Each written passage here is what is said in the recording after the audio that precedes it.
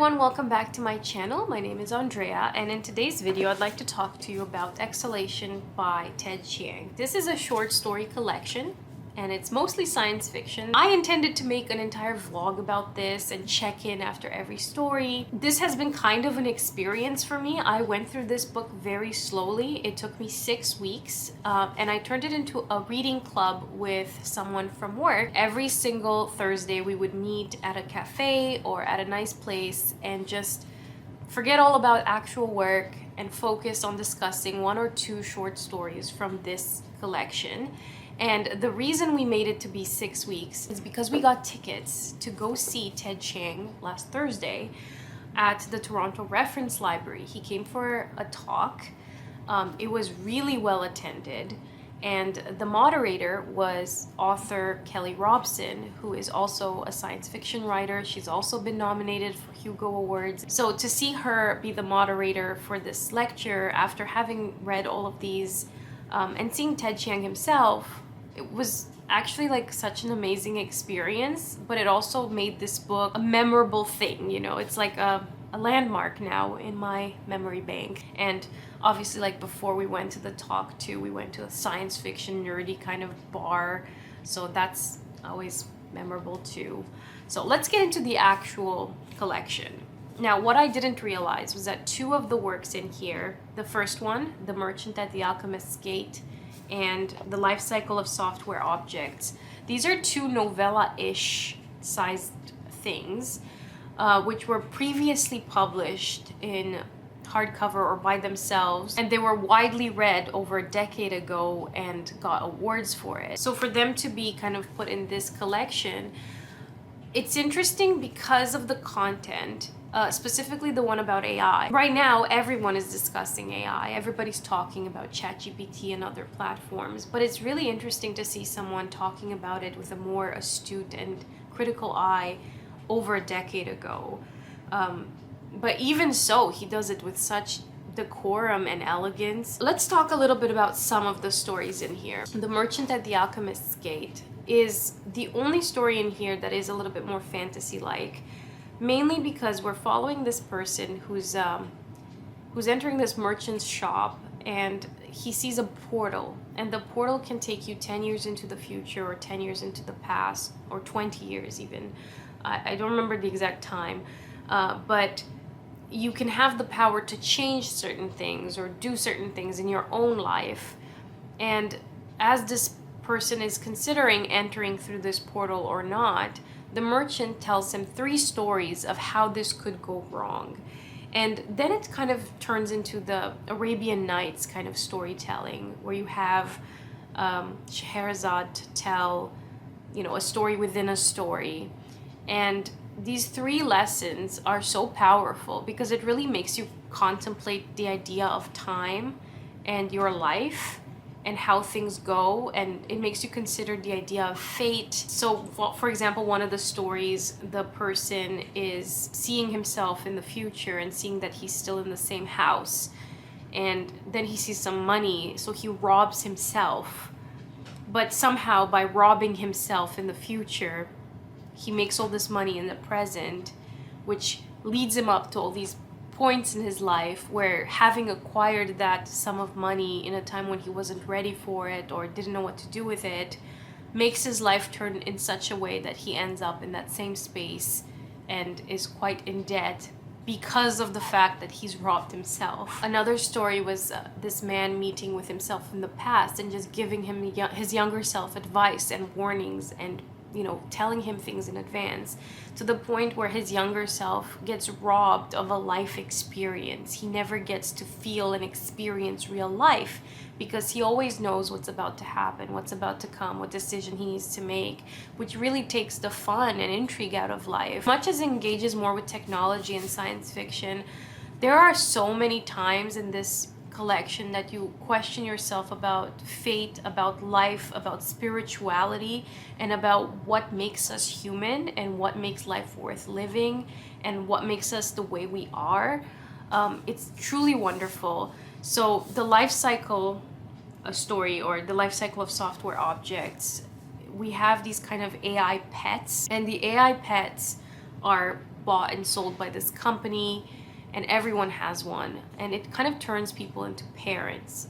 You're kind of like a half pet owner, half parent of these robotic things that are sentient. And over time, people grow tired and bored of these and start to discard them. So this one main character starts to think of a way to make use of these AI things that are still around in a way to serve society. And one of the ways is, for example, to get sadists to take out all of their urges on these things. And it's actually heartbreaking to see even illustrations of these, because you start to get attached to them too, as a sort of parent or pet parent. And all of these potential possibilities of using AI. And then it also makes you wonder about legalities, like when it comes to sex and these AI objects. Like, at what point are they legal, and at what point have they gained adulthood in their AI hood?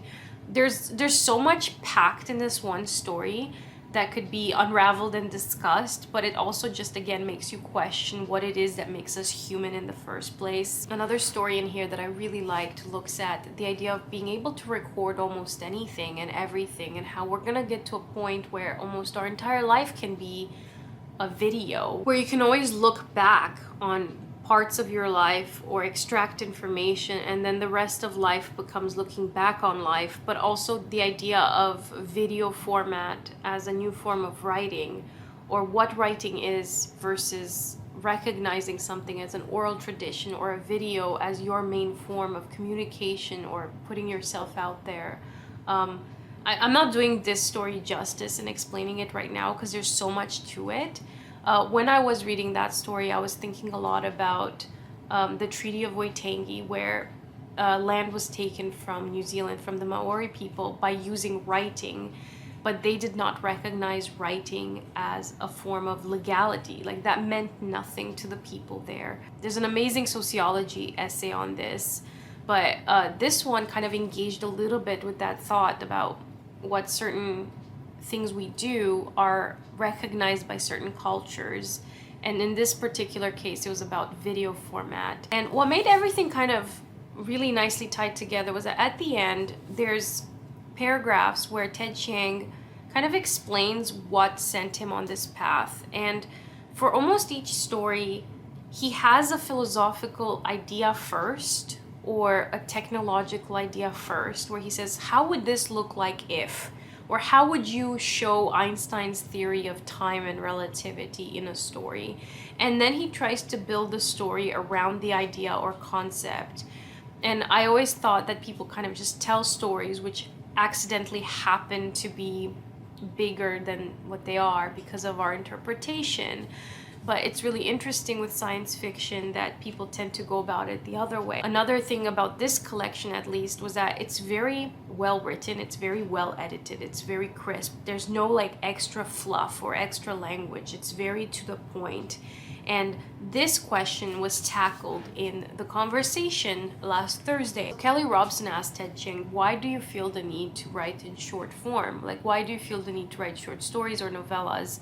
And he says that he needs to take an idea as far as it can go, and usually you can't really explore an idea for too long, because if it turns into a novel, you need more to make it into a novel. Whereas if you're writing a short story, there's not much to do. So he finds the novella a very accessible medium. He also talked about the idea that writing is what makes him who he is, and he's able to explore parts of himself or ideas like parenting when he himself is not a parent, and really unravel concepts about humanity. But writing is not, as he made it sound, you don't need it the same way you need air or food or certain things, but yet we do it, and in our society it's something that's relatively new. Just hearing him discuss this was thought-provoking. And another thing that surprised me is that based on his writing and his thoughts and the way he edits so concisely, and his ideas in here are just so beautiful, I thought that seeing him live, he was gonna be like one of those debaters kind of people who are like talking all the time, and he was so shy and so humble but also incredibly intelligent. And I don't know, it just made me fall in love with him so much more after seeing him live. And yeah, this is definitely something that I recommend reading for people who are interested in science fiction, but also if you want to discuss really cool ideas with somebody. So thank you very much for watching, and I'll see you in a future video. Bye!